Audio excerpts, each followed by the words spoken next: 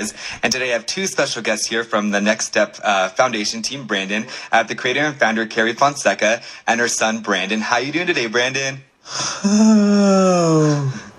And that was Brandon, everybody saying hello. Brandon, he can't really speak that well. You might be hearing during the interview fun little noises from him. He has a severe traumatic brain injury, and so that's how he can communicate now, which is awesome. But he's so happy, and it's such a pleasure to have him and Carrie, his mother, here. Like I said, from the Next Step Foundation team, Brandon, and they're an amazing organization going throughout the community, raising awareness of the effects of drinking and driving, and why it's so important to vow to drive sober. And to learn about why they started this foundation, you really need to know the backstory of Brandon. And Carrie's going to tell us. Can you just briefly tell us about the Brandon story, and who he was, and what he did before his accident? Sure. So we owned a neuro rehab facility that was just physical therapy, and Brandon was one of our techs. So he worked with people with spinal cord injuries and brain injuries. So he knew all too well that choices really mattered. And exactly. It was kind of never think that it's going to happen in your own family. It was a Monday afternoon, kind of crazy, and him and his friends, his client had canceled, and him and two of his friends, Jessica and Adam, decided to go out, and they were driving and running errands, and they had had a few beers before they left, and then they ended up stopping at several different places, and they were drinking along the way. And after I found out, after Jessica talked, I actually found out that they had bought 12-pack after 12-pack. Wow. So about 5:30, they ended up, Brandon was a wrong-way driver. He was the driver. It was Jessica's car, but he was the driver. And they ended up in wrong-way traffic. And Brandon was T-boned by a full-size truck, and then they were hit head-on by a full-size van, and then clipped by a Dodge Durango. So Adam passed away. Adam died, and Brandon ended up with a severe traumatic brain injury that has left him completely dependent on myself. And he is incontinent, which means he can't control his bowel or bladder. Yeah. He can't feed himself. He can't really communicate very well, but he does understand everything. Yeah. So we just decided that it would be something great to give back to the community, to get out there and talk to school-age kids, going from basically from the offender's point of view.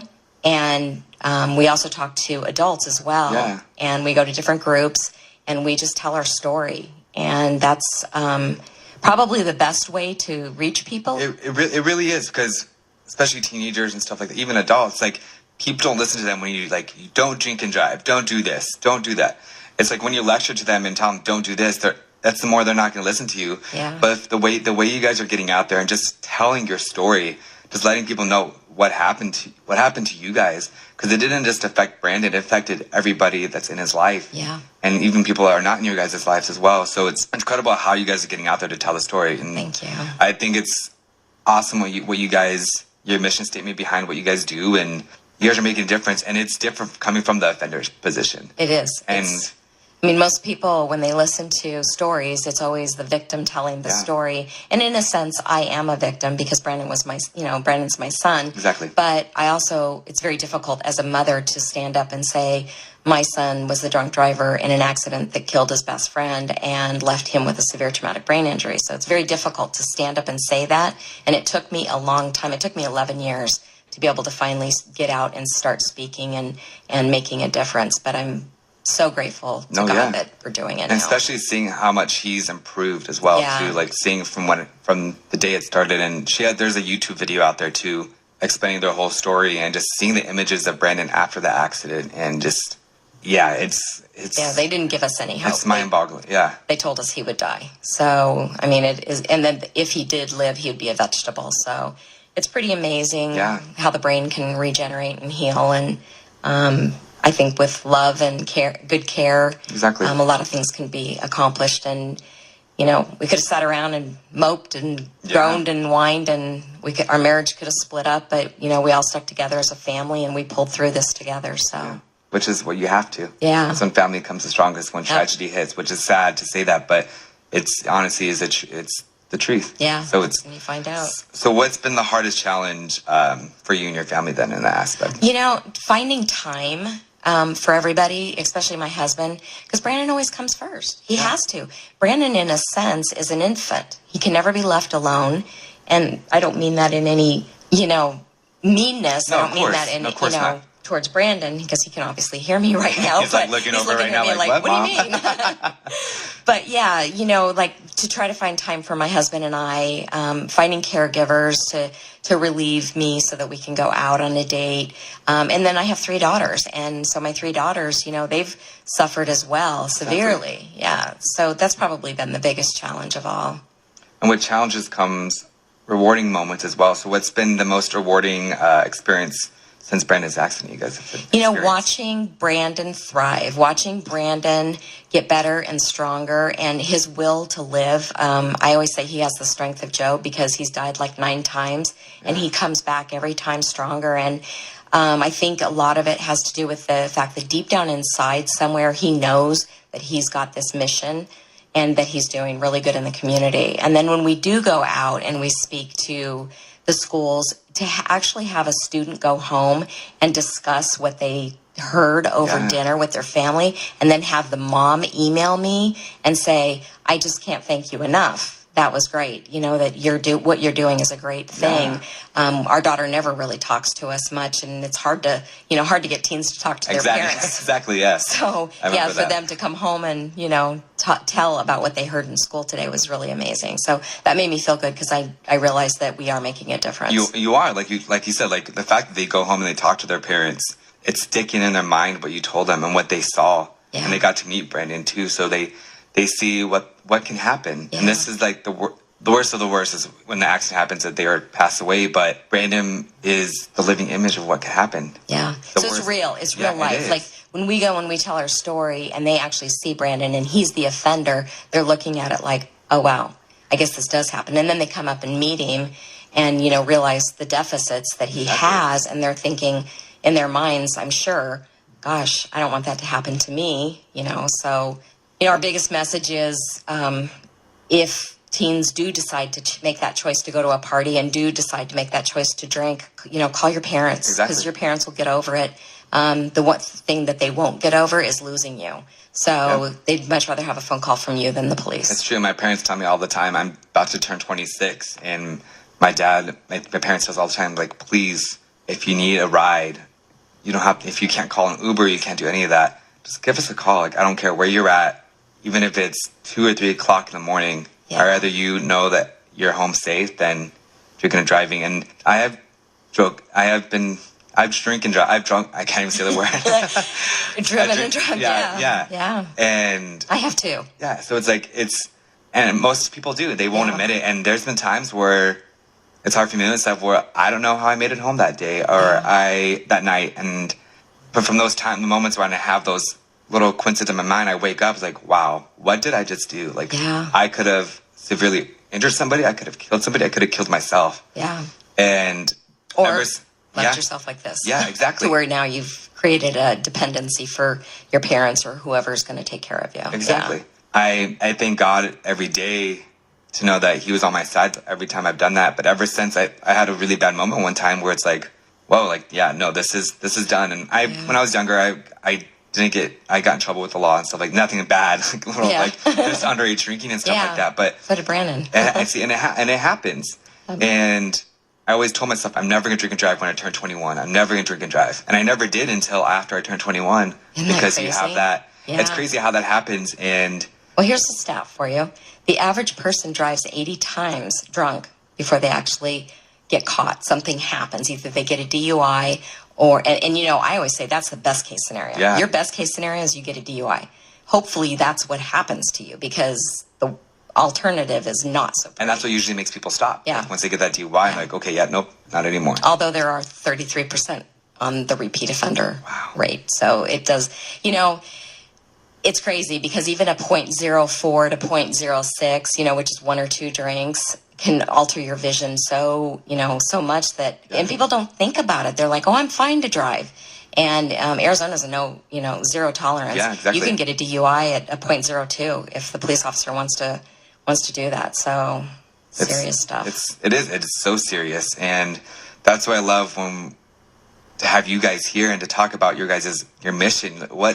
So can you tell everybody what is your guys' mission behind the Next Step Foundation? So we're a nonprofit organization to raise awareness around the life-altering effects of drinking and driving. And then our goal is to empower parents and caregivers of individuals with traumatic injuries and special needs so that they can improve their health by participating in programs geared towards exercise and self-love. And our biggest thing, too, is that we like to, part of the funding that we raise, we try to help other families to get chairs, running chairs, because we push Brandon through marathons. I didn't really get into that, but I pushed Brandon through marathons, wearing our Vow to Drive Sober shirts. And when we do that, we do the rock and rolls, and like 25,000 people are there. So we've had several families come up to us and say, hey, where'd you get that chair? And so it's a Team Hoyt racing chair, and it's a wonderfully easy chair to push. And Brandon loves running, and so we do marathons, half marathons, 5Ks. We always love to have people come run with us, and then we want to obviously include other families that want to run or that are already running and that they can't run together as a family. So we want to help them obtain chairs in order to run and spread our Vow to Drive Sober message even more. It's incredible. And the fact that you guys are half that money goes towards that. And it's really awesome that they run marathons. Like their very first one was what, 2004? 2013. 2013, my apologies. That's okay. I was way off. But yeah, they run not like a half marathon, but a full marathon, 26.2 miles. It's incredible. And you push Brandon through it, and you guys have done how many so far now? So we've done 4 full, and then I can't even tell you how many halves we've done because we kind of scaled down to halves. They're much easier. Brandon's 6 foot and weighs 200 pounds, so it's not getting to be an easy task at the age of 57 to be pushing him. But and then we've done countless 5Ks and 10Ks. So we're just, every year our calendar, you can go to our website and look at our events calendar and come join us. That'd be awesome.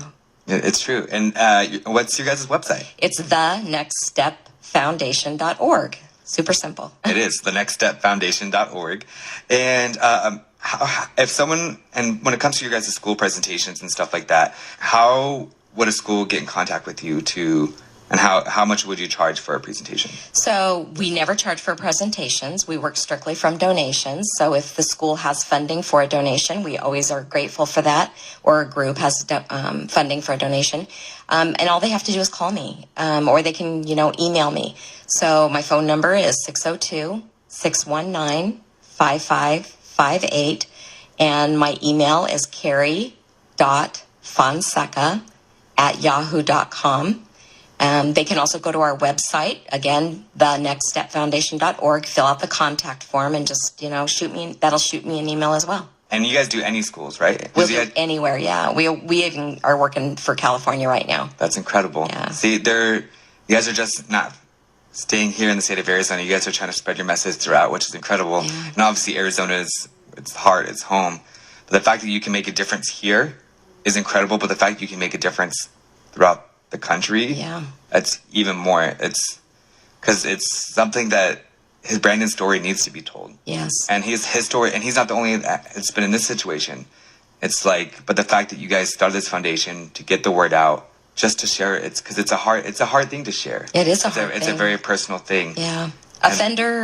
From offender to inspire is kind of what we say now, because we want Brandon to inspire people to make a good choice. Exactly. You got to remember that choices matter, and there's good choices and there's bad choices, and there's always a consequence. There always is. Yeah. There always is. And if you guys are just joining us, I have Carrie Fonseca and Brandon from the Next Step Foundation, Team Brandon, and they're an amazing organization here in the Valley that started how many years ago now?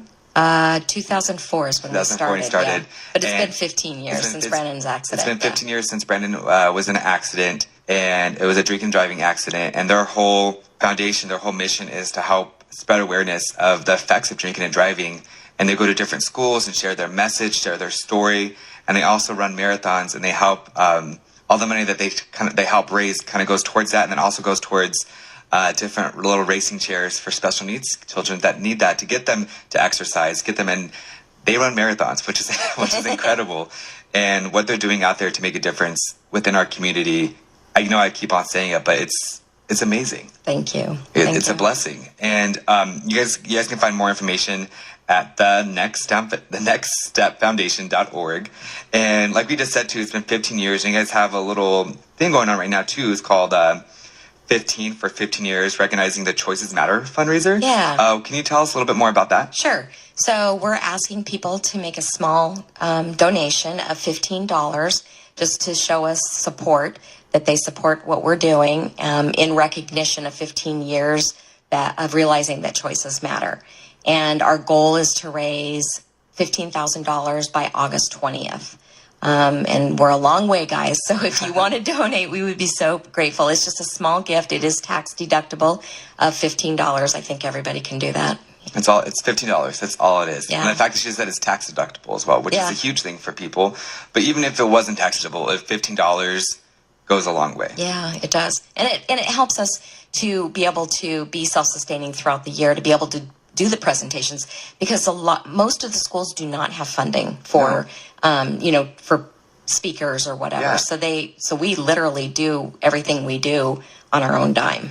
Which is incredible. Like what you just said too, with they don't have the fundings, Yeah. and that's why a lot of schools don't reach out to it, because they think that they're gonna have to pay for it, and even though they know it's important, but like their budgets, all this stuff like that. So you guys kind of help the schools out in that aspect. Exactly. And we never say no. You can't. You really can't. Day, night, weekends, we'll come whenever. And if someone wanted to help with that fundraiser or with any other fundraiser, what can they do? Again, they can call me. Gosh, we'd be so grateful to have a really big fundraiser, something we've never had. We do a lot of yard sales. We do a lot of car washes. You know, the little things that bring in the little dollars. But it would be so great to have a sponsor or somebody back us from a financial standpoint, to be able to do like a Topgolf or a casino night or some big fundraiser where we could really get a lot of the community involved. And again, have Uber out there to take people home. Always remember, using alternative transportation. So that'd be awesome. It is. And they have a little Uber thing. You guys are partnered up with Uber as well. Yeah. Where your first ride you get for free if you're a non-user, if you use their Drive Sober promo code. So it's incredible to have a big organization like that underneath you as well. Yeah. And it's important because there's always options to not just to drive. Yeah. Especially nowadays, there's not just cabs, there's Ubers, there's your parents. Yeah. And not getting in the car with a drunk driver. Exactly. That's a big difference. That's a big thing too, because a lot of people think that, and a lot of people think that a designated driver can have one or two drinks, and honestly, a designated driver doesn't drink, period. No, exactly. They drink water or soda. It's true, and that's with my group of friends too. Like, there's been times where I had to be the DD and I'll have one drink, or there's times where I don't drink at all, because we've all learned, like, hey, like, you're the designated DD, like. Yeah. I mean, if you're sitting there for hours and hours and hours, it's a big difference. But yeah, it's still not an excuse, and that's what I love about my friends too. We kind of keep each other accountable on that. I love that. We talk about the buddy program. Yeah. Somebody needs to be the one that's going to be responsible and say, okay, I'm not going to get completely obliviated tonight, because even if you have alternative transportation, other really horrible things can happen when you've been drinking. Like, you can dive into a shallow pool, or you do stupid stuff when you're drinking, because it alters your perception of reality. And so you think you're invincible. But if you have one person within your group that, you're out partying with, we always say party smart, have somebody be the one that's going to be accountable. And they're still going to drink. They can drink because you all have a ride home. Exactly. So there's not that. It's just somebody's not going to get obliviated. Yeah. And people like that. They do. And we have nothing. We don't think that alcohol's the problem. We think that people not knowing their limits is the problem. Yeah. It's true. And thank you for saying that too, because people think they're against alcohol, this stuff like that. It's not that. No. Underage, yes, of course. But yes. But we all know teenagers as well. So I was a teenager that was like that. And I'm so happy that my little sister, she's about to turn 18. So it's like, but she's not. She saw from mine and my brother's mistakes, where I'm so grateful for that. But I always tell her, it's like, please, if you ever need a ride home, please let me know. My parents, they know her too. So it's like, they know that she's not like that, but they tell her just in case. Yeah. Like, Well, and one other thing I'd like to throw out a huge shout out to the Phoenix, Peoria, and Scottsdale DUI Task Force. They support us. They come to our presentations. We have 3 different sets of beer goggles that we let the kids do field sobriety tests with. Doug Offenbeck is probably one of the greatest DUI officers out there. He's connected me with all the other police departments. And they even say, the police departments even say, you can call us. I'm not going to say there won't be consequences, that you won't get cited, but, it's better than the alternative, which would be for you to drive drunk. So big shout out to them. Yeah. So if you want to fundraise with them, if a business wants to help fundraise as well, just contact Carrie. You can find all the information at the nextstepfoundation.org, or you can email. It's carrie.fonseca@yahoo.com. So Fonseca is Fonseca. You can find it all right there. And can they find that information about if they want to run with Team Brandon? Yes. We have an events page. So if you just go to our website, nextstepfoundation.org, click on events, and we actually have links that will take you right to the actual registration, and you can register and sign up and call me up and let me know you want to come run. We'll get you a shirt and love to have you aboard. That's awesome. When's your guys' next run coming up? We've got San Jose, October 2nd. So we're actually working on getting presentations in San Jose to coordinate with the run. So it's nice to be able to do the double whammy, be able to spread our message to 25,000 people when we're running, and then go to the schools while we're there and talk to some kids and hopefully save some lives. That's the biggest thing. Yeah, thank you. Biggest thing. I'm so happy to have you guys here today. Brandon, you're an amazing man, and you're helping a lot of people out. You are. And thank you. Yeah, and Brad's going to say thank you to us right now, too. Good job, B. Awesome. That was Brandon saying thank you. You guys are incredible. So, Carrie, please continue to share your guys' message. Thank you. We will. And if you guys want to get involved with the Next Step Foundation, Team Brandon, and to donate and to anything, just to help them out or to get involved yourself, to volunteer, you guys can go to the nextstepfoundation.org. Thank you so much, Nick, for having us and helping us spread our message. We really appreciate it. I'm so happy. Remember, you guys, vow to drive sober. Thank you for listening to the Community Outreach Show today.